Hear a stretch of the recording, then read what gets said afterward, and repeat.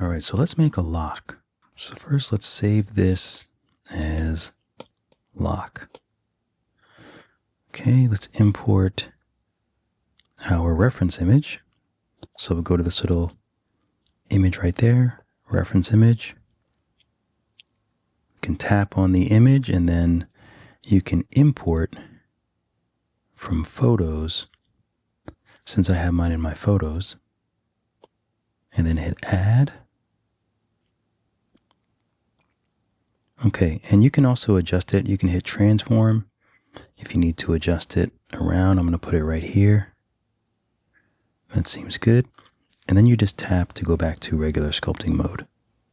All right, so a few things just right off the bat. Of course, on my camera, I'm using orthographic. And if you go into this little sphere here, you can see I have smooth shading on auto. My auto is on, so I have smooth shading on. If you have it off, then at some point in time, things might look a little pixelated. You might see a grid, so you can turn the grid on and off. And this is the snap cube, so this will easily show us how we're looking at our mesh. Okay, so first let's start with this rounded square. So we'll go to our scene here. We'll delete the default sphere and we'll add a box. I'm just going to change this to a matte cap. It'll just make it easier to see. I don't really like working in white. I'll tap this little sun here and just switch to matte cap. And why does it not look like it's a matte cap?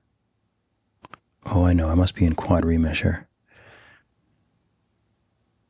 I'll just go to Gizmo. Okay, that's better. And of course, if you wanted to, you could switch this to whatever you wanted to. Let's do this blue. I never work with this bluish color. Okay, so if you notice, we haven't validated it yet. So first, let's just make it this rectangular shape. So we're using our Gizmo. And let's just take this blue sphere and just shrink it. So shrink it to about where we want it. It's also a little tall, so let's shrink it this way as well. I think that's good. So now we'll tap these three dots. We'll put the post subdivision up to 2. So just drag that up to 2. And then the division X. Let's put that down to, I think 6 looks pretty good. Okay, and I want to give this a little more geometry, so let's put post subdivision up to 3. Okay, I'm going to tap front, and let's make this top part of the lock. So I'm going to tap grid. So the easiest way, there's 2 ways that I'm thinking about doing it. The first way is to use a tube. We'll just use path. And now I just want to tap down on the screen here and then drag over to here. And maybe I'll drag this over and you'll notice that this little magnet, which means it's snapping to the grid, which is perfect. That way we can keep it sort of even and level. So let's tap this little green dot. So that will give us our tube. So now we want to add some pieces. So I'm going to add one here and just bring it up. And maybe I'll add one here and try to match it. Okay, let me bring this one out. So let's make this a little bit thicker.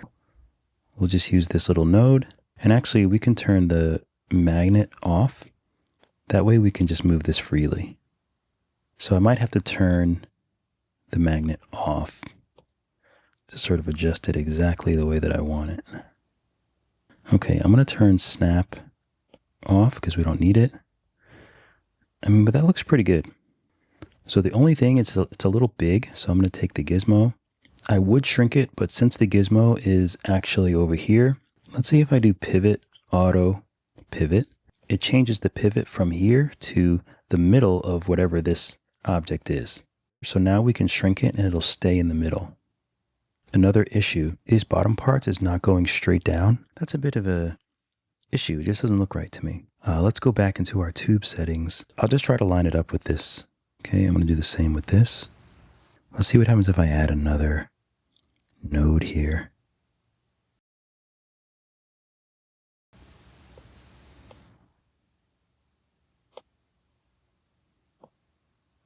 Everything still looks fairly balanced. See these little triangles here and these 2 boxes? I'm kind of using this to gauge if it's fairly even. Now, of course, this doesn't really need to be absolutely perfect. I could add another node and bring this down like this. Let's add another node here and then just bring this straight down. I'll make it a little thicker. So you can feel free to keep adjusting yours until you get it exactly the way that you want it to look. Let's go ahead and hit validate. So let's go to our scene over here and just make sure that we're labeling these. So we're going to tap these three dots, name, and this will be lock handle. I don't know what that's called. And this is the lock box. Okay, let's also save. It's always good to save very often. So let's go to this box and just hit validate. So now we need to make this shape so that we can use a Boolean to cut this shape out of this box. So to make this shape, let's add a cylinder, and we want it to face towards us. So for that, let's go ahead and hit our little gizmo here, and let's do snap. And let's rotate the red so it's looking towards us. So I'm going to pull this forward and then shrink it with the orange ring. Okay, I'll look at the front view so I can kind of see how big it is. So I think that looks pretty good. So let's actually clone this. So now we have two cylinders. So the cylinder one, let's just move it down. And we're actually going to change this to be a trapezoid. Tap these three dots and change the division X. We'll just change it all the way down to 4. This is a result of smooth shading, so let's turn it off for this shape. So if we go to that little material tab and we just turn it off, you can see that it's a square. We can turn it off for this one too. So we need to rotate it 45 degrees. So let's change this to 45 degrees. So that's halfway. Okay, and now it's straight up and down. So let's just go back to our gizmo. So let's hit pivot, and then we need to rotate it. Okay, it's still on 45 degrees, so we just rotated it. So now we can tap pivot again to bring back our gizmo. And now we can adjust it just twice this way to make that shape. Let's select both of these and just solo them. So we'll hit solo down here. And if you don't have the solo or anything, you can always add those with these shortcuts. I think solo is right here. So we just want to match the shape. This can actually be a bit bigger. Maybe this is a little longer. So once you have the shape that you want, let's just validate these pieces. We can hit solo to bring everything back. Let's take both of these cylinders and just join them for now. So instead of joining them, let's voxel remesh them before we trim them. So let's just voxel and we'll remesh it at 150. I'm just using the shortcut down here. You can also go up here. You can go here, voxel, and then it gives you this same thing down here. So they're both going to move. So we want to do around 150. Okay, we'll remesh them together. So now they're one piece. So now you can take trim with rectangle, and you can just trim both sides if that feels better. You can take gizmo and you can kind of stretch it. So now we'll just slide this into our lock, and let's clone it since we have it here. Let's go ahead and clone this and hide it. Let's take this cylinder and let's just name it key bool or Boolean. And let's just name this one key, even though it's hidden. So the reason why I name it bool is so we'll remember that this is the one that we're going to use as a Boolean. We want to take this key shape and we want to select the box, the lock box. So now we'll press the little I, and only this should sort of disappear. It should look like a ghost. Now, unfortunately, by default, Nomad makes that really difficult to do. So if this doesn't work, if it starts being really weird, just go to Advanced and uncheck Sync Visibility. So now we just go back here, hit Boolean, and now we have that shape cut. And it looks great. take this, I'm going to voxel remesh it kind of high. I'm going to do 300. Smooth it.